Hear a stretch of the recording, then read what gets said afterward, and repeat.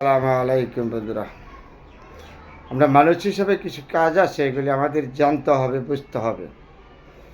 যে দুনিয়াতে আল্লাহ পাক রব্বুল আলামিন আমাদেরকে পাঠিয়েছে মানুষ।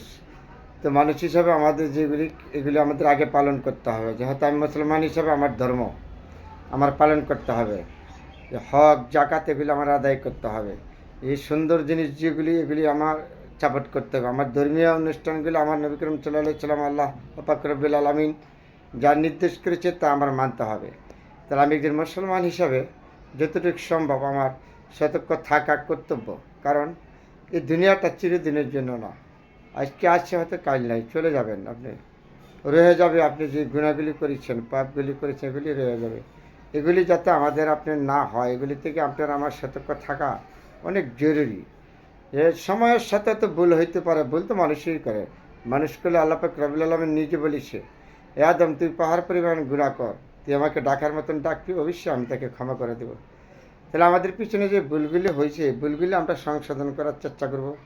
আসলে সামনে যাতে আমাদের ভুলগুলি না হয়। আমরা প্রতিটা একজনই মানুষ, আপনি মানুষ, আমি মানুষ, না? ভুল হইতেই পারে।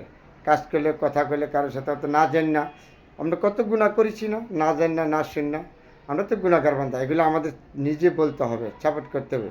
আমি যে নিজে গুনাহগার, এটা আমার নিজে স্বীকার করতে হবে, তাই না? তাহলে আল্লাহকে আমার শ্রদ্ধা করতে হবে, সম্মান করতে হবে, সম্মানের সাথে আমার চলাফেরা। তাইলে আমি একজন মানুষ। আমার চার কিনার দা মানুষ কত কষ্ট দিনকাল যাচ্ছে, আমি সুখে খাচ্ছি, বলবেন না ওটা ঠিক না। যতটুকু সম্ভব আমি যদি পারি তাকে একটু হেল্প করা যায়, আত্মাবার এই দিলে তার আত্মায় শান্তি পাবে। আমারও এই ছিল, হয়তো অনেক রহমত আমাকে নাজিল করতে পারে, আল্লাহ করতে পারে না? তাহলে আমরা মানুষ হিসাবে এই সমস্ত কাজগুলো আমাদের সবসময় সতর্ক থাকতে হবে। একজন মানুষ বিপদে পড়বে, তাকে যতটুকু সম্ভব তাকে সহযোগিতা করা, কিন্তু তার ক্ষতি করার চেষ্টা করবেন না।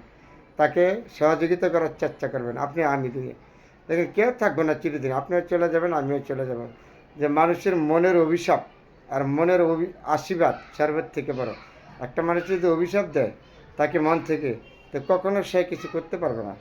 আর যদি তার জন্য দোয়া করে, আল্লাহ যদি কবুল করে নেয়, অবশ্যই আপনাকে পিছনে টান না কেউ ধরতে পারবে না। এগুলি আমাদের থাকতে হবে স্মরণ। আপনার আমার প্রতিটা মানুষের জন্য জীবন সুন্দর হবে। আমরা মানুষ হিসাবে ভুল তো করতেই পারি, ভুল ছাড়া তো কোনো মানুষ নেই, তাই না? তাহলে সামনে যাতে আমাদের ভুলগুলি না হয়, এগুলি আপনি আমার প্রতিটা মানুষের জন্য চিন্তা করা হলো অতি জরুরি।